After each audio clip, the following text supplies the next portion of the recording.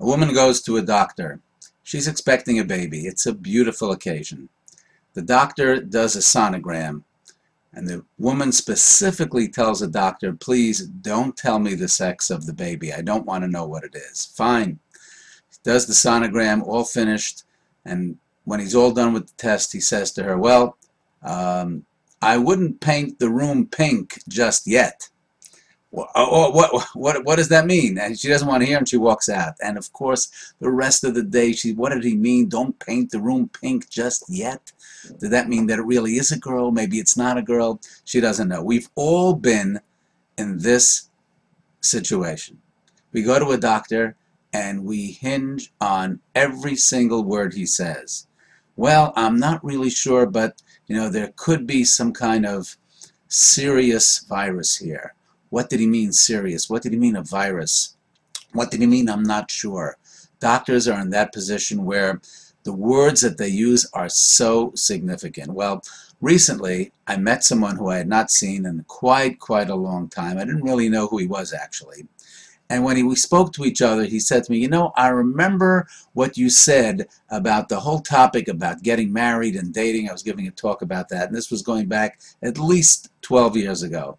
So he said, oh, really? You remember that speech? He said, remember the speech? He opened up his wallet, and inside the wallet was a piece of paper that he pulled out, and on that piece of paper were the notes that he took for when I had spoken 12 years ago about dating and marriage. And he starts quoting to me the things that I said and the words that I said. And I'm telling you, I stood there and I shuddered. I shuddered because I realized that every word was being measured.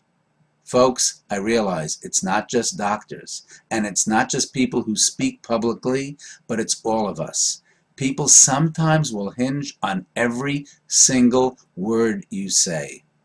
I'm not saying that you should walk around and become obsessive compulsive and watch every word with such care, but you do have to filter. You do have to realize that every word we say sometimes can make a difference, and people can come back and remember that years later. And you know where that happens very frequently? With teachers, because teachers are in positions of authority, and the things that they say, the words that they use, are remembered for years and sometimes for lifetimes. Have you had that kind of experience? Can you share an experience with us where you remembered specifically something that someone said that was either extremely complimentary or possibly potentially damaging, and you never ever forgot it? Let's share some of those experiences and remember that the words that we use really do count. Something to think about.